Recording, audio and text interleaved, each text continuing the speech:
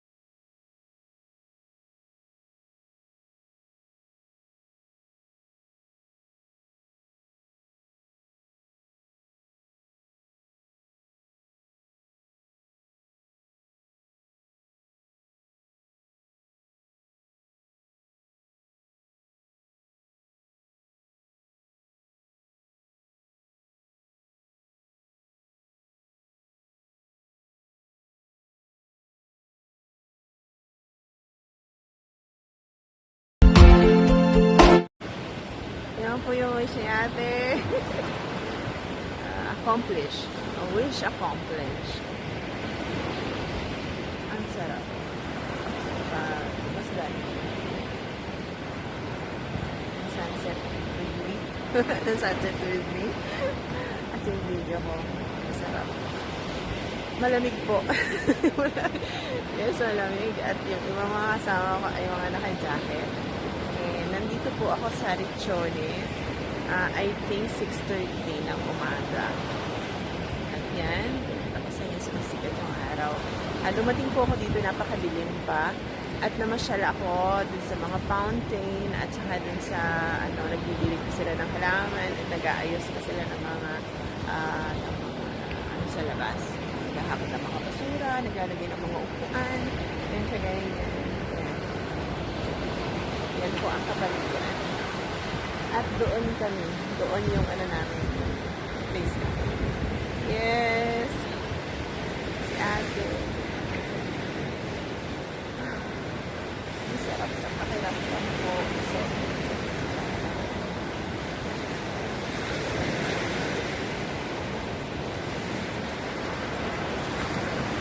Yung tama sa'yo ng sunset. Na parang nakatapat lang talaga sa sa'yo.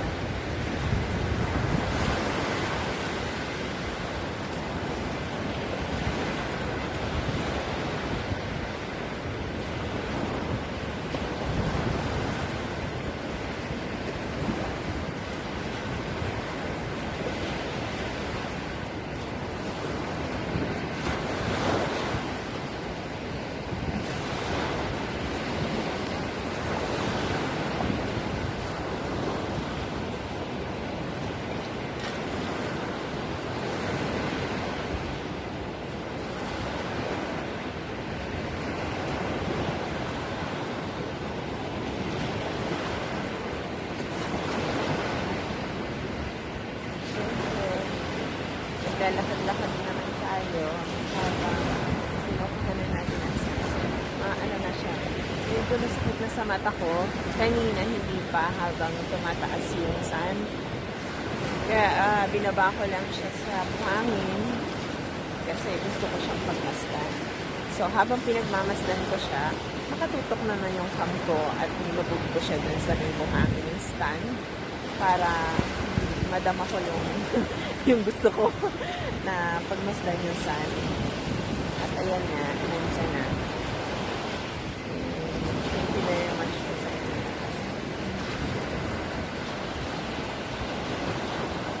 Mission accomplished, wish accomplished. And I'm grateful na nakunin ko siya with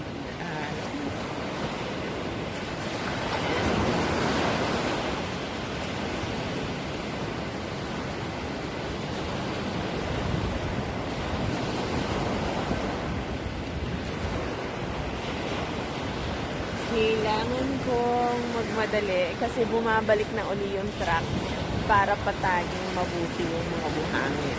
So, kung mapapansin mo doon sa kabilang yon, may mga dalawang truck na nagpa-flat ng ng buhangin. So, yun.